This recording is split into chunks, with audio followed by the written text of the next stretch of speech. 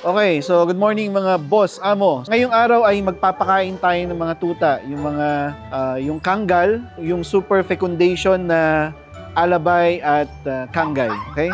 Ngayon kasi nasa 2 months old na sila at ito ang kanilang pagkain. Na-deworm na rin yung mga tuta, no? At meron na silang 3 deworming, no? Sa unang deworming, merong lumabas na mga bulate.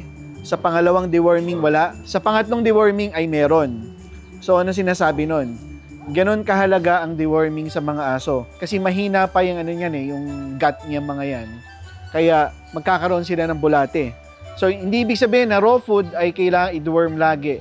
Ang ibig sabihin ay kailangan i-deworm ang ating mga aso kahit raw food pang kinakain yan or kahit kibbles pa. Okay? Puntahan natin mga tuta. So tingnan nyo, masisigla na, no?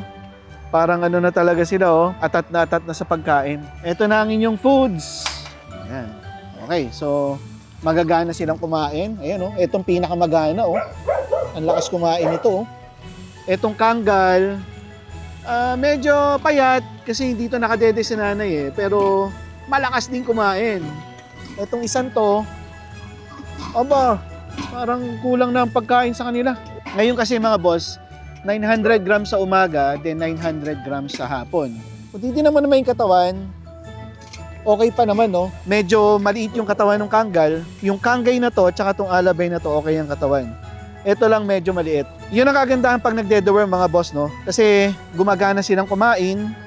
Tapos, pag malaki ang tiyan, ibig sabihin, sa tuta, maaaring may bulate ang mga yan. Ang mga tuta na may bulate, kahit pakainin mo ng pakainin, hindi tumataba.